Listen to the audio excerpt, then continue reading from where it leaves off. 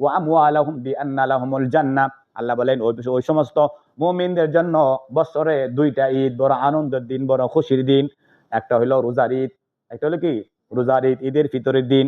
দিন মাহে রমজানের রোজা রাখছে, তারাবি পড়ছে, তারপরে তাহাজ্জুদ নামাজ পড়েছে, কোরআন তেলাওয়াত করেছে, কান্নাকাটি করিয়া ইতিকাফ বসিয়া লাইলাতুল কদর পাইছে। আল্লাহ পাকের কাছে তওবা করিয়া জিন্দেগীর গুনাহ মাফ করিয়া ঈদের ময়দানে যাইয়া খুশি হইয়া আল্লাহ পাকের দরবারে শুকরিয়া তান 2 রাকাত নামাজ আদায় করে মুমিনের জন্য এটা সবচেয়ে বড় আনন্দ। এক বাচ্চা, 3 বাচ্চা, 2 বাচ্চা দুধ খা, আরেক বাচ্চা না আছে, আরেক বাচ্চা না আছে। ছাগলের বাচ্চা দেখে কিনা সাজকে রাখো, আমার 2 ভাই যে দুধ খা, এরা খুশিতে আমিও খুশি। তা আমাদের সমাজে বহুত বেনামাজি আছে, তোমার দেখা দেখে এরা খুশি, এরাই আনন্দিত, এরা কুরবানি দেয়, আসলে নামাজ পড়ে না, রোজা রাখে না। যারা কোরবানি পড়ে নামাজ আদায় করে না, তাদের সঙ্গে কোরবানি দিলে কোরবানি কবুল হবে না, কোরবানি হবে না, সব টাকা বৃথা। যারা গুস্ত খাওয়ার নিয়ত করে কোরবানি দেয়, তাদের কোরবানি বাতিল হয়ে যাবে। শাস্ত্রীকে যদি কোনো ব্যক্তির একটা ব্যক্তির ভিতরে নিয়ত থাকে, বেনামাজি থাকে, তার বউ যদি বেপরদা থাকে, সে যদি বেসুন্নতিওয়ালা হয়, কবিরা গুনাহের কাজ করে, নামাজ পড়ে না, 5 ওয়াক্তের 1 ওয়াক্ত জামাতের সঙ্গে নামাজ আদায় করে না, ওই ব্যক্তির লগে কোরবানি দিলে যারা হারামখোর, যারা হারাম খায়, বেলেকার সঙ্গে যারা বেলেক করে, বেলেকার টাকা দিয়া সে কুরবানি দিয়েছে, ওই ব্যক্তির লঙ্গে তোমার তোমার তোমার হালাল টাকা দেয়া যদি তুমি কোরবানি দাও, তোমার কোরবানি সমস্ত কোরবানি বাতিল। আল্লাহ বলেন লা ইয়ানালাল্লাহু লুহুমুহা ওয়ালা দিমাউহা ওয়ালাকিন ইয়ানালুহুত তাকওয়া মিনকুম কাযালিকা সাখারাহা লাকুম লিতুকাব্বিরুল্লাহা আলা মা হাদাকুম ওয়ালাআল্লাকুম তাশকুরুন। যে আমি গোস্ত তোমার এরকম ভাবে রক্ত, এগুলি আমার কাছে কিচ্ছুই পৌঁছে না।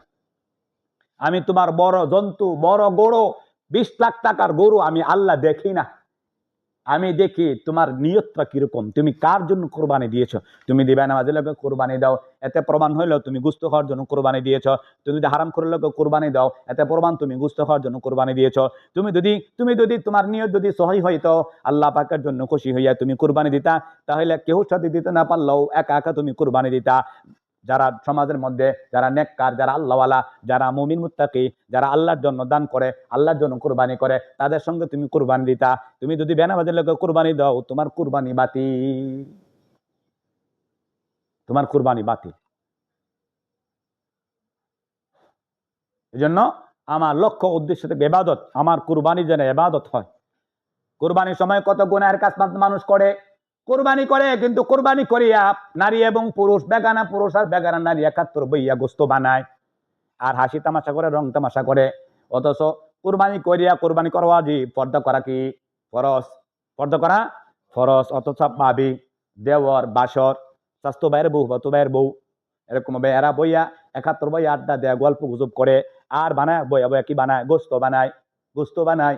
এই কোরবানি কবুল হবে না। কোরবানি দিয়েছে, কোরবানি দেওয়ার পরে গরু বানাইতেছে, গরু গোস্ত বানায় আর গরু ছোলায়, চামড়া সেলাইতেছে, গুসলিংটি আটকায়া, হাড়ুর উপরে কাপড় উঠাইয়া গুসলিংটি দিয়ে কি করে গোস্ত বানায়। এদের কোরবানি কবুল হবে না। কারণ পুরুষের নিচে, পুরুষের টাকনুর উপর থেকে, মানে টাকনু থেকে পেন্ডুলি থেকে নাভি পর্যন্ত একটু পর্যন্ত ডাইকা রাখা, হাডুর নিচ থেকে নিয়ে নাভির উপর পর্যন্ত ডাইকা রাখা সব সময়ের জন্যই ফরজ। সব সময়ের জন্য কি ফরজ। নষ্ট করা ওয়াজিব। ওয়াজিব বড় না ফরজ বড়? ফরজ বড়। ওয়াজিবকে অস্বীকার করলে কাফের হয় না, ফরজ অস্বীকার করলে কি হয়ে যায়? কাফের হয়ে যায়। আবার দেখবা কুরবানি বানাইতে বানাইতে জোহরের আজান দিছে, অনেকগুলি মানুষ বানায় গোস্ত বানাইতেছে, গরু চুলাইতেছে, আজান দিছে, জামাতের সঙ্গে নামাজে যায় না, নামাজ পড়ে না। নামাজ পড়তাম, গোস্তর বানাইলে দিনটা খারাপ হয়ে গেছে গা, মেয়ে মানাইছে গোস্ত খাওয়ান লাগবো, গোস্তগুলি নষ্ট হয়ে যাবো, বিভিন্ন সোতানাতা দিয়া নামাজ থেকে পর্যন্ত কি দেয়, ছাড়া দেয়। তাদের নামাজ কি হবে না? কবুল হবে না। সাবধান, আমরা যারা কোরবানি দিচ্ছি, আমার কোনো নারী যেন কি না যা, গোস্ত বানাইতে বেপরদা হইয়া না যা, পর্দার সঙ্গে যাও। পুরুষ থাকলে মহিলার কোনো কাজ নেই এখানে, মহিলার কাজ ঘরের ভিতরে, পুরুষের সামনে আসবে না। আমরা বহু আমাদের নজরে প্রত্যেকটা ঘরের ভিতরে এরকম গিয়ে দেখি গোস্ত বানাইতেছে, অথচ বেগানা নারীর সঙ্গে বইয়াবে কি বানাইতেছে, গোস্ত বানাইতেছে, কোনো পর্দা দিছি কিচ্ছু নেই। আল্লাহ আমাদের হেফাজত করেন, বলেন আমিন। এই জন্য আমার লক্ষ্য উদ্দেশ্য থাকবে কি? ইবাদত। আমার লক্ষ্য উদ্দেশ্য একটাই থাকবে, কোনো লক্ষ্য নাই আমির মির্কা যেমন বুয়া লক্ষ্য, আমির বিটেন যেমন বুয়া লক্ষ্য। আমি গ্রাম থেকে শহরে একটা বাড়ি করবো, এটা আমার লক্ষ্য, এটা বুয়া। বলেন কি? বুয়া। আমার লক্ষ্য হইলো কি? আমার ইবাদত। তোমার জিন্দগিতে ইবাদত করলা না, সব করলা, গাড়ি বাড়ি করলা, বুয়া। সব দুকা, শয়তানের প্রতারণা, শয়তানের ছলনা। ইবাদত থেকে তোমাকে আমাকে দূরে রাখার এটা একটা ষড়যন্ত্র, এটা একটা জাল, শয়তানের জাল। যে তুমি দেখো তোমার সাথী ভাইয়ের অনেক টাকা, অনেক পয়সা, কিন্তু সাথী ভাই নামাজ পড়ে না, তুমিও নামাজ ছেড়ে দিয়া, লক্ষ্য ছেড়ে দিয়া তুমি শুরু করেছো টাকার পিছনে ঘোরা আরম্ভ করছো। আমাকে ওই দিন এক লোকে বলছে, হুজুর আপনার এক ছাত্র, হুজুর আমার কথা শুনো না, ওরে বিদেশ যাই তো, ও বিদেশ জানা, ও নাকি ও অনলাইনে ব্যবসা করবো, এমুক করবো সেমুক করবো, বাপের কথা বুঝে শুনে না। ওর লক্ষ্য থেকে ওর দূর করে দিতে চা। উনি কিন্তু ওনার লক্ষ্যে চলে না, ওনাকে আল্লাহ পাক যে কাজে বানাইছে উনি ওই কাজ করে না, না করিয়া গরু ছাগল হাঁস মুরগি সংসার নিয়ে ব্যস্ত থাকে, ইবাদতের সঙ্গে ওনার কোনো সম্পর্ক নাই।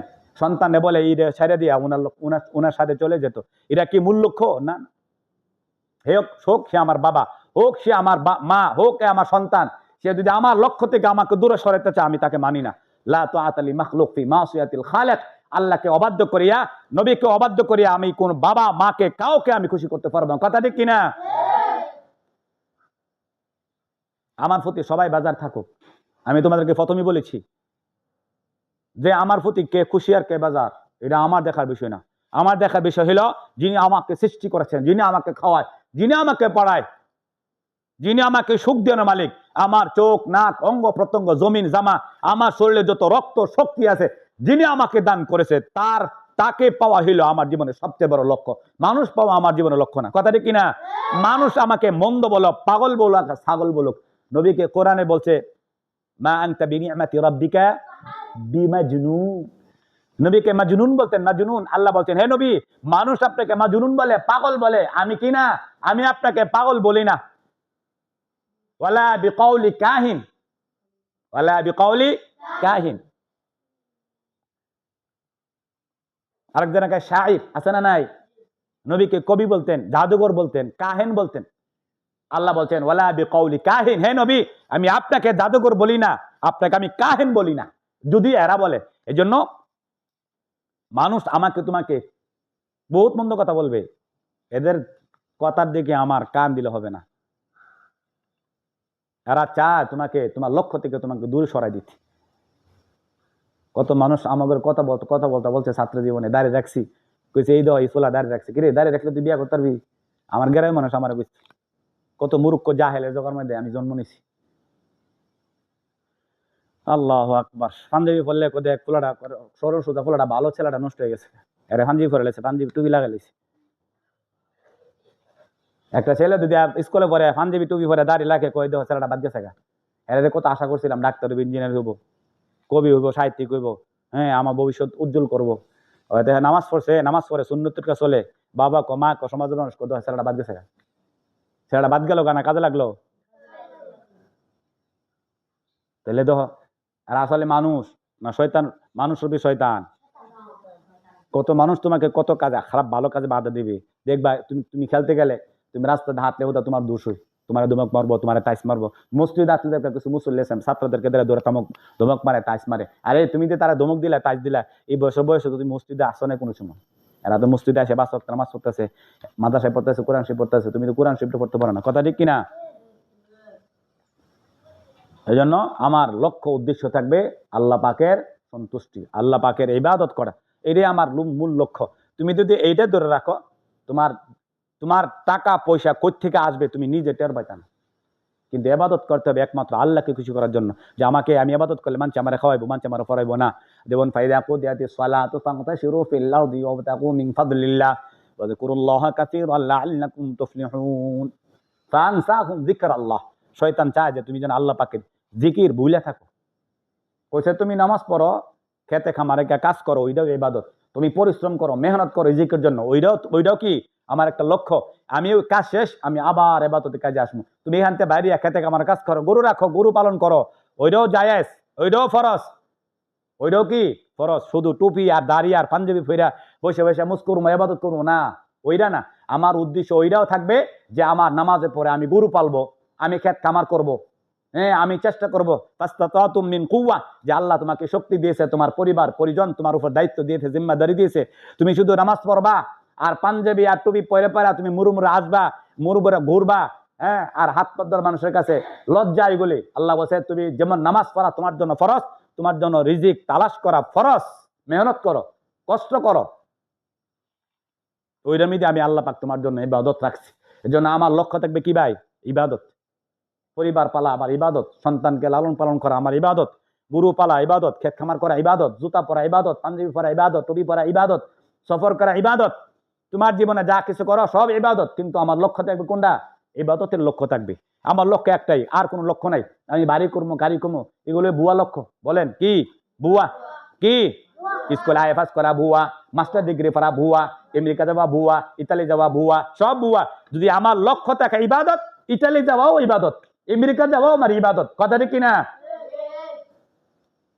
আর যদি আমার লক্ষ্য টার্গেট নষ্ট হয়ে যায়, বুয়া। আমাদের সমাজে বেশিরভাগ মানুষই বুয়া। আমার হেরা বুয়া,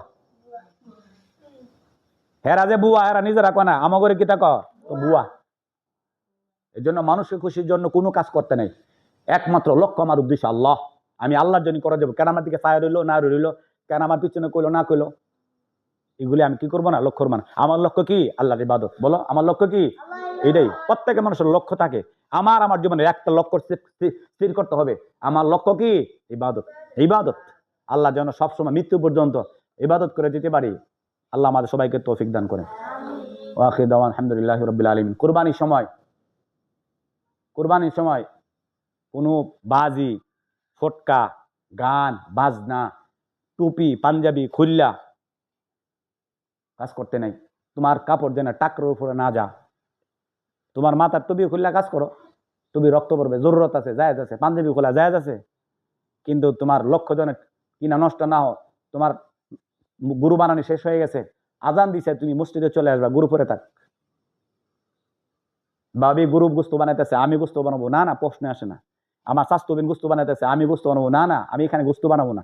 এটা আমার লক্ষ্য না। আমি কুরবান দিছি আল্লাহর জন্য। মহিলারা ঘরের ভিতরে যাও, গোস্ত কেটে দিত, মহিলারা ঘরের ভিতরে গোস্ত বানাবো, কিন্তু পুরুষের সামনে আইসা না। আজান দিছে, মসজিদে চলে আসো, গোস্ত দিয়ে কাজ করতে নেই। এই কুরবানির সময় এগুলি খেয়াল রাখবো। আর যত বড় কুরবানি দিব না কেন, আমার জন্য কুরবানির গুরু লিয়ে রাস্তা আট মা দেখে, কিরে কয় লাখ টাকা? এত লাখ টাকা। আটটা চেয়ার মানুষের কাছে ফুটাঙ্গিরি দেখাইতেছে, এত লাখ টাকা গুরু আনছি, আমার বাবার অনেক টাকা। এগুলি করতে নেই। এটা লুকানো জিনিস। আল্লাহর জন্য যেটা ব্যবহার করা হয় ওইটা লুকানো জিনিস। তোমার টাকা পয়সা গাড়ি বাড়ি সবকিছু আমরা লুকাই রাখি, ঠিক ইবাদত এটা লুকানো জিনিস, লুকাই রাখা। এটা কারোর সামনে প্রকাশ করতে নেই, প্রকাশ করতে নেই। এটা প্রকাশ করা মানে হলে শিরিক করা। আল্লাহ আমাকে সকলকে ইবাদত গুলো লুকাই রাখা তৌফিক দান করো। রাত্রেবেলা তুমি কোরআন তেলাওয়াত করো, এটা লুকাই রাখো। রাত্রেবেলা তাহাজ্জুদ করো, এটা লুকাই রাখো। তুমি ইবাদত করো, লুকাই রাখো। তুমি কোরআন হাফেজ হও, লুকাই রাখো। আমি হাফেজ হয়েছি মানুষকে দেখানোর জন্য, আমি মাওলানা সাহেব প্রকাশ করছি আমি দুনিয়ার সুবিধা বুক করার জন্য, আমি আলেম প্রকাশ করছি দুনিয়ার সুবিধার জন্য, না এগুলি করা যাবে না। আমি এগুলি হয়েছি, আমার লক্ষ্য থাকবে ইবাদত, আল্লাহকে খুশি করার জন্য, যিনি আমাকে সৃষ্টি করছে, যিনি আমার অভিভাবক, যিনি আমার মালিক, যিনি আমাকে খাওয়া, যিনি আমাকে পড়া, যিনি আমার সুবিধা অসুবিধা সবকিছু যিনি আমার দূর করে দেন, তিনি নাম কি? আল্লাহ। আল্লাহ আমাকে সকলকে আমার লক্ষ্য উদ্দেশ্য ঠিক রাখার তৌফিক দান করে দেন। ওয়া আখিরু দাওয়ানা আলহামদুলিল্লাহি রাব্বিল আলামিন। গোশত যখন আমি খাবো, যেন আমার প্রতিবেশী, আমি একলা খাবো না, আমার ভাই আছে, আমার প্রতিবেশী, আমার বাবা আছে, আমার মা আছে, আমার আশেপাশে একটা মানুষ আছে, তার বাড়িতে আমি একটা গোশত পোষামো। যদিও দিতে পারি না, রান্না করে হলে আমি তার পোষামো। নাহলে তুমি এই গোশতটা খাওয়া কেমনে খাও তুমি? আরেক ভাই মুসলমান গোশত খাইতে পারে না, তুমি পেট বেড়ে গোশত খাইছো, না না, এরকম কখনো করতে নেই। গোশত 3 ভাগ করা, এটা আল্লাহ পছন্দ করে। যদিও তোমার জন্য জায়েজ আছে, আল্লাহ পছন্দ করে, তুমি খাইবা, তোমার প্রতিবেশী তোমার আত্মীয় স্বজনকে দিয়া খাইবা। আর আমাদের লক্ষ্য থাকে কি জানিস নি? কুরবানি দিচ্ছি, আমার ছেলে মেয়ে খাইবো। তুমি ছেলে এক টুকরা খাইলে তোমার প্রতিবেশী একটা টুকরা খাইবো।